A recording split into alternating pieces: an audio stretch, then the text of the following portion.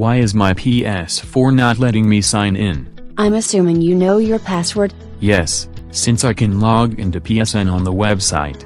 That may or may not rule out a denial of service attack on their servers, and we can't blame holiday traffic for it. If I couldn't log in on Christmas morning, I'd know it is because all the other people who opened the new PS4s or games are eager to log in and play. Sony has suggested in the past that people reboot the PS4, especially if the system updated. It should update in the background, not put the problem front and center. Back in 2014, Sony suggested people changing their MTU settings if the login failure was due to timeouts trying to connect. How do you do that? Go to Settings, Network, set up Internet connection, pick either Wi-Fi or LAN, Custom, go through the options and change the MTU value from 1500 to 1473. That doesn't seem like it would do much.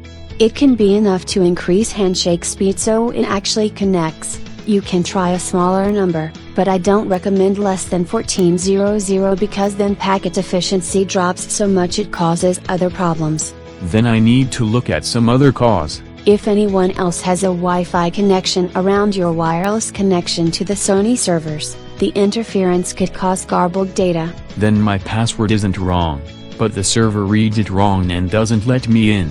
You can try switching from Wi-Fi to wireless if that was the case, or making sure the router you're using for the PS4 to access the internet is letting the PS4 access it. What else can I try? If you can't log in and get the error in W314840, the DNS server not specified error, I've heard the solution is to totally shut it down and reboot. That issue came up in 2014 when lots of people tried to connect to the server simultaneously. Then try connecting later to see if you can make the connection.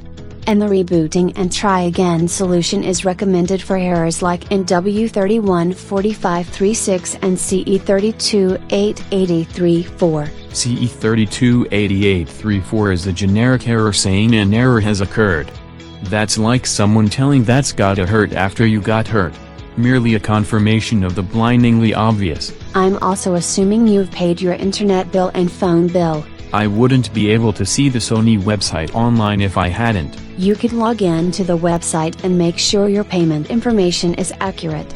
And if there's some issue with your payment card or you ran out of funds, it may not let you do anything. I've heard of updating your payment information and saving it if only to force the servers to update your account info. And if there are any warnings or notices of ban, you should find out around that time, as well if there is information about violation of terms of service. And if there aren't, I'll have more info for my side to argue with tech support on.